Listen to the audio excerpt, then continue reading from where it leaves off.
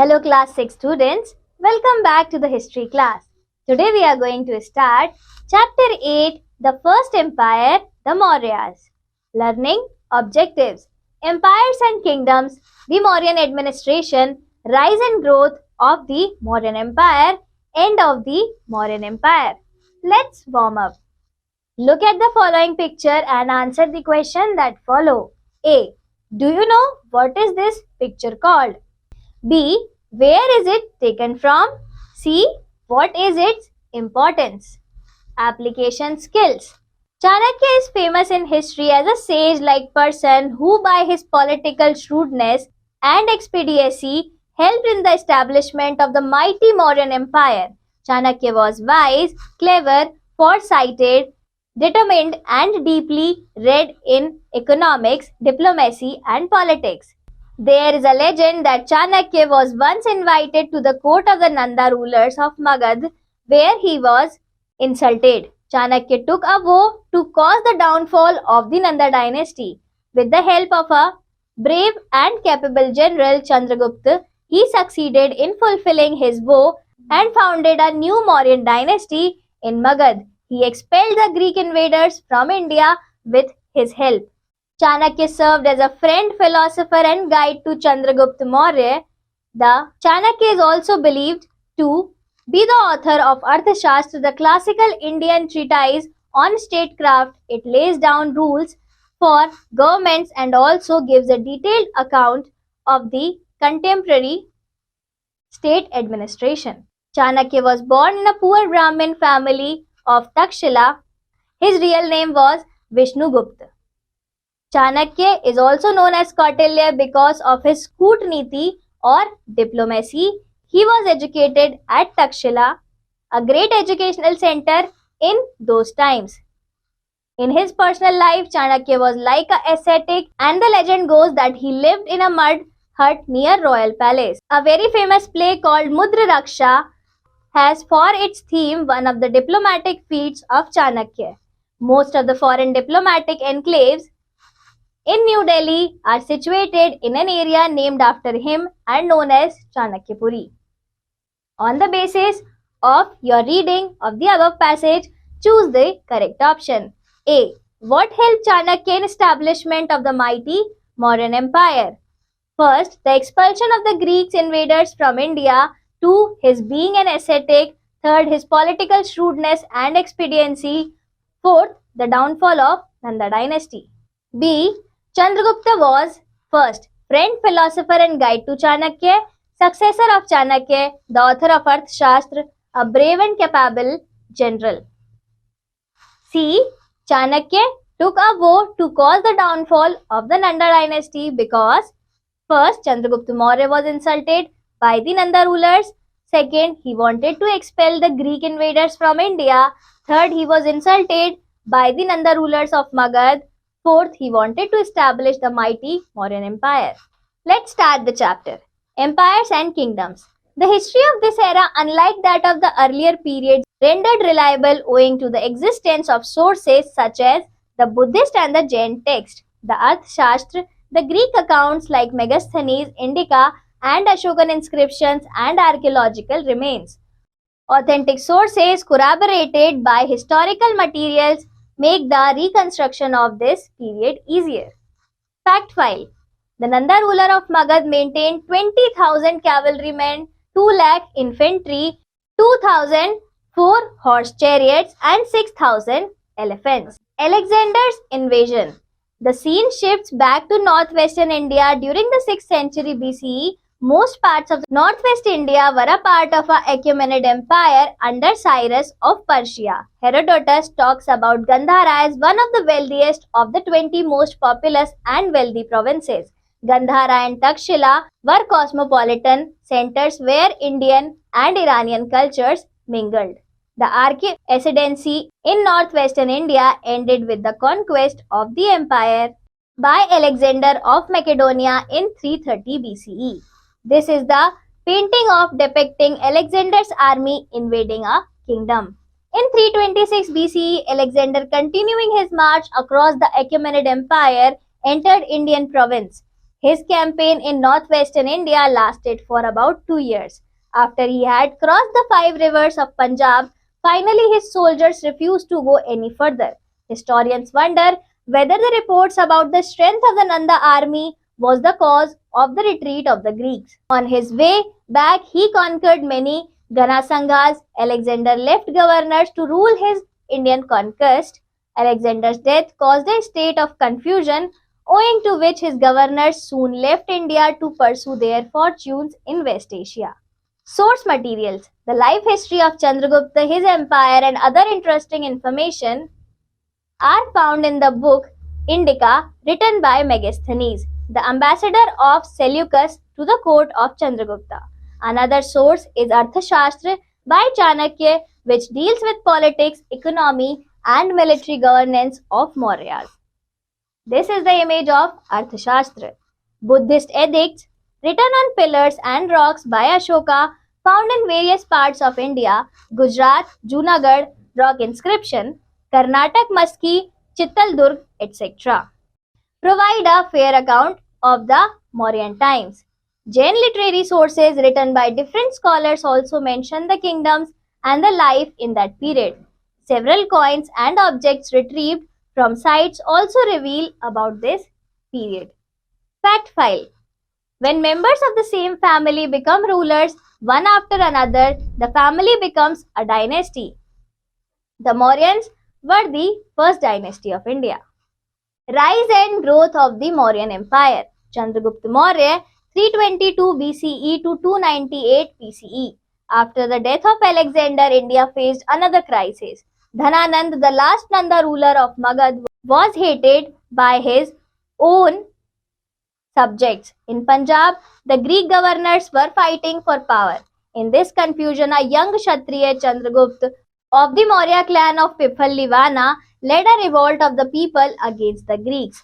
Soon after, he overthrew the unpopular Nanda king with the help of Chanakya Kautilya in 321 BCE. Fact file: Megasthenes wrote the famous book Indica. In this book, he described Patliputra as a large and beautiful city surrounded by a massive wall. It has 570 towers and gates. War with Seleucus. In 305 BCE, Seleucus, the general of Alexander, tried to recover the territories which his master once had in India. So he invaded Punjab. But Chandragupta Maurya gave him a crushing defeat and Seleucus had to come to terms. He gave Afghanistan and Baluchistan to Chandragupta. He also gave his daughter Helen in marriage to Mauryan emperor. Besides, he sent the Greek ambassador Megasthenes to the royal court at Patliputra. The victory led to the fame of Chandragupta even in the western countries. Extent of the empire. Chandragupta Maurya spread his control and empire far and wide. He conquered Afghanistan, Baluchistan, and areas west of Indus. He also conquered many territories in the south, thus extending his empire up to the Deccan. The vast empire under Chandragupta's control stretched from Hindu Kush in the northwest to Bengal in the east and from the Himalayas in the north to the Narmada in the south. Administration. Prosperity of reign. The king held the supreme power. He was assisted by a council of ministers. The different branches of the central government were under the control of officials called the Amatyas. This is the image of Chandragupta Maurya. The kingdom was divided into provinces and provinces into each district. Each district had a number of villages. The village official collected taxes and kept land records. During Chandragupta Maurya's period, law and order was well maintained. The share of the estate was 1/6 to 1/4 of the produce, which was collected on a regular basis. Besides, people also gave tribute, which included a variety of things. Willingly, trade flourished greatly. Glass, stone carvings, cotton, woolen, silk, plains, and printed were sent to other countries. He built a very wide and long road from his capital Patliputra in the east to Peshawar in the northwest. In the loop. To Alexander, India marked the end of the known world, and he wanted to go on, but his soldiers refused. His horse Bucephalus, which had carried him on march, was killed in the battle against the Indian king Porus in 326 BCE. Greek writers belonging to the Mauryan time stated that after Alexander's death, Seleucus Nicator ruled the eastern part of Alexander's empire. Chandragupta Maurya crossed the Indus in 305 BCE and defeated him. However, Seleucus signed a peace treaty and in exchange of 500 war elephants gave him the territory of East Afghanistan, Baluchistan and Punjab. He also gave his daughter in marriage to Chandragupta and sent Megasthenes to the Mauryan capital as his ambassador. The emperor lived in a wonderful palace, all made of wood. It was decorated with gold and silver. There were ponds and tanks in the garden. They were full of many kinds of fish. According to Megasthenes, people were truthful. They led a simple life. Thefts were extremely rare. The Brahmins and other Buddhist and Jain monks were respected everywhere. Bindusar, 297 to 273 BCE. Bindusar succeeded Chandragupta and further expanded the empire. He had two sons, Sumanta and Ashoka, who were viceroys of Takshila and Ujjain respectively. During his time, he assumed the name Amitraghatta, slayer of foes, and his empire expanded to the entire Indian subcontinent except the southern tip and Kaling in Odisha. He had harmonious relation with Egypt, Greek and other kingdoms. Ashoka, 273 to 232 BCE. Ashoka was the son of Bindusar. He ruled from 273 BCE to 232 BCE. For about 12 years, he did not try to expand his kingdom, but in 261 BCE, he decided to extend the empire by conquering Kalinga. This is the image of Ashoka. The Kalinga War. The kingdom of Kalinga had a powerful army, although Kalingans were crushed. Ashoka could never forget the horrors of the battle. This is the image depicting Kalinga War. Thousands of people on both the sides had been killed. This battle brought a complete change in Ashoka's life.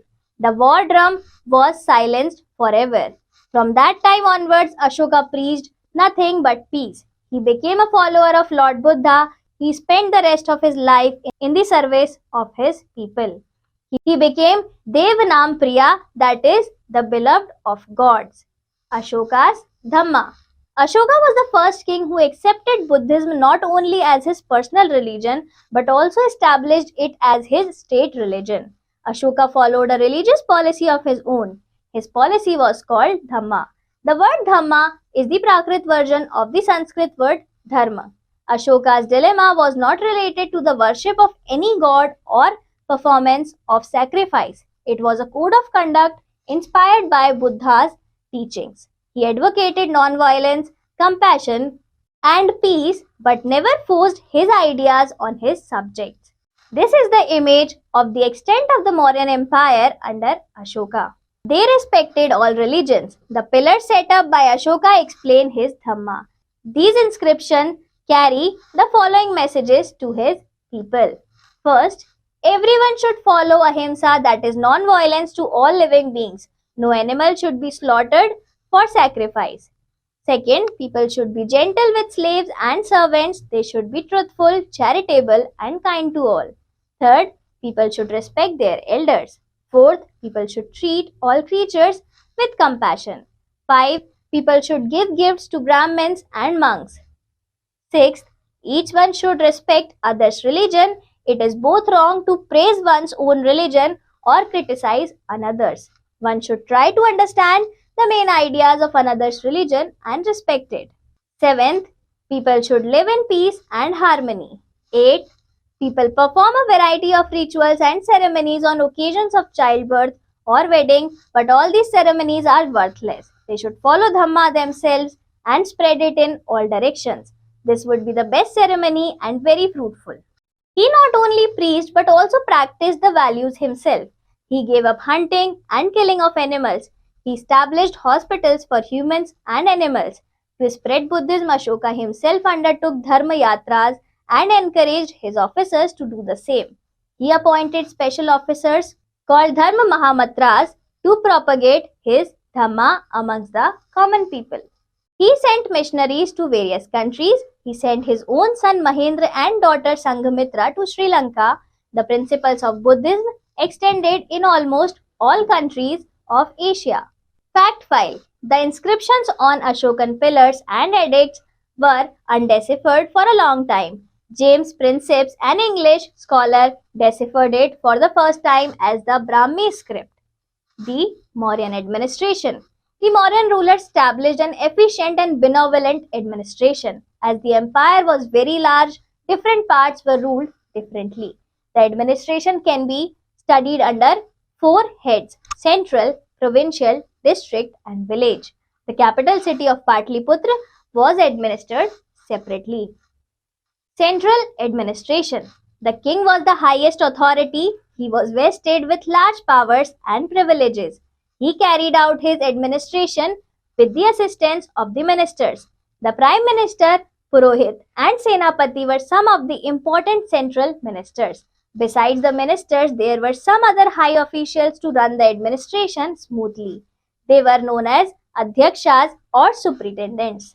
Kautilya mentions a large number of Adhyakshas such as those of gold, Swarna Adhyakshas, storehouses, Bhandar Griha Adhyakshas, and commerce, Vanijya Adhyaksha, etc. Many of these officials were given salaries. The area around Patliputra was under the direct control of the emperor. He supervised all the officials with the help of royal family members and senior ministers. Provincial. The empire was divided into provinces, each headed by a prince. He ruled the province as a representative of the king. He was assisted by many officials. District. Each province was divided into a number of districts. The Pradeshta was the head of the district. He was assisted by junior officials such as Yuktas and Rajukas. Their functions included the survey and assessment of land, collection of revenue, and maintenance of law and order. Village. Each district consisted of many villages. Villagers assisted the government officials in marking the boundaries of the village, maintaining land records, and collecting taxes. The vast Mauryan Empire was divided into 5 provinces. Prachi or Eastern Province, capital Patliputra. Uttar Pratha or Northwestern Province, capital Takshila. Avanti Rashtra or Western Province, capital Ujjain. Dakshin Patha or Southern Province, capital Suvarnanagari. 5. Kaling Prant, capital Toshali. Each province was ruled from the provincial capital. The capital city, Patliputra. There were many cities in the Mauryan Empire. According to an account in Indica by Megasthenes, the capital city of Patliputra was the most impressive in its administration and layout. The Mauryan Emperor Chandragupta Maurya lived in a large palace in Patliputra. The pillars in the palace were beautifully decorated. The city was surrounded with a high wooden wall and deep moats. The wall had 64 gates and 570 towers. The city was also well connected with the different parts of the empire. A committee of 30 members looked after the city. This committee was divided into 6 boards, each consisting of 5 members. Each board looked after a specific department, such as the comforts and security of foreigners, registration of births and deaths, industry, trade and commerce, inspection of manufactured goods, and collection of taxes. Military administration. Chandragupta, the first Mauryan emperor, organized a large army in order to extend and secure his empire. His army consisted of 6 lakh infantry, 30,000 cavalry, 9,000 elephants, and 8,000 chariots. A council of 30 members divided into 6 boards looked after the military administration. The soldiers were paid in cash and were rewarded as well. Fact file. The game of chess, which originated in India, probably developed from the structure of the Mauryan army, which consisted of infantry, cavalry, chariots, and elephants. The game was originally called Chaturanga or four-limbed, from which came the word Shatranj, the current name of chess in Hindi. Spy system. According to the Arthashastra, a ruler can ensure justice to his people only when he keeps himself fully informed about the goings on within his empire. The Maurya rulers did this with the help of a network of men and women spies posted within the army and in household, trading communities, offices, education centers, rest houses, prisons, etc. Sources of state income. Various taxes were realized from farmers, herders, craftspersons, and traders living in villages and towns. Land revenue, one-fourth to one-sixth of the produce, was the most important source of state income. The state levied taxes on all the manufactured goods. The state had sufficient income from mines, forests, pasture lands, trades, etc. The state made efforts to control roads and rivers, important for transport and to collect available resources as tax and tribute.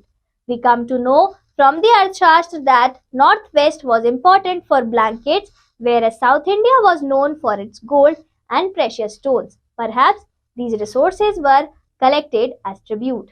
We should know that taxes were collected on regular basis. However, tribute was not a regular tax. It was collected as and when it was possible from people who gave a variety of things more or less willingly. For example, people living in forest regions were more or less independent.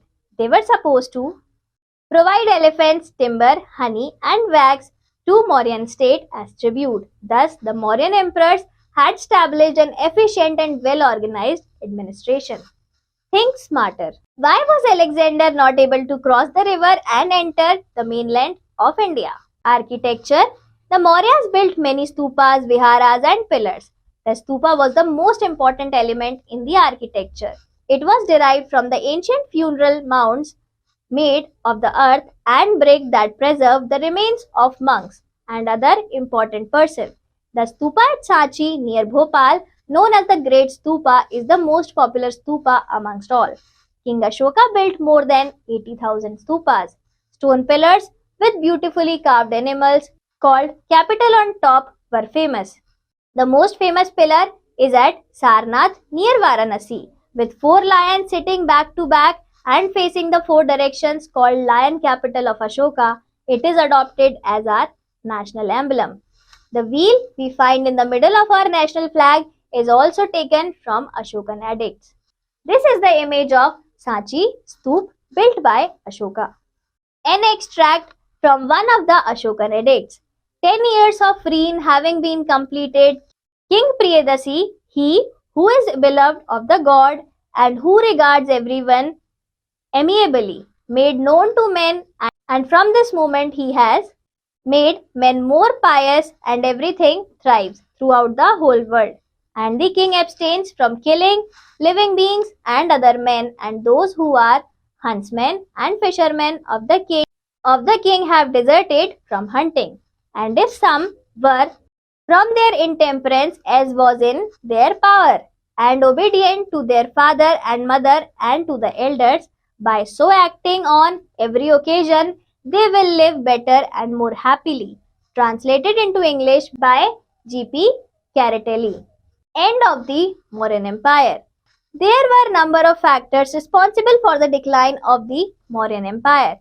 Number 1. Ashoka died in 232 BCE. His successors were weak and inefficient. Number 2. The successors were always fighting among themselves and were disunited. Number 3. The empire was so large that it was not easy to control that far-flung areas. Number 4. In the absence of a strong central authority, the provincial viceroys declared themselves independent. Number 5. Ashoka's policy of non-violence and ahimsa made Mauryan army weak and inactive. Ultimately, in 185 BCE, Pushyamitra Sung, a general in the Mauryan army, killed the last Mauryan ruler, Brihadrath, and established the Sung dynasty. Value and life skills. The government of India has changed the names of many places in India like Allahabad to Prayagraj, now Gurgaon to Gurugram, etc. Recapitulation. Alexander invaded India in 326 BCE. Alexander's death caused a state of confusion, owing to which the governors soon left India to pursue their fortunes in West Asia. Chandragupta Maurya established the Mauryan Empire in 321 BCE. He was held by Chanakya, his prime minister. Ashoka was the greatest ruler of the Mauryan Empire. Kaling War was the first and the last war he fought. The sufferings and the killings of the people in the war had a great impact on his life. He spent the rest of his life in the service of his people. Various taxes were realized from farmers, herders, craft persons, and traders living in villages and towns. Thank you, class. Let's meet again in the next chapter.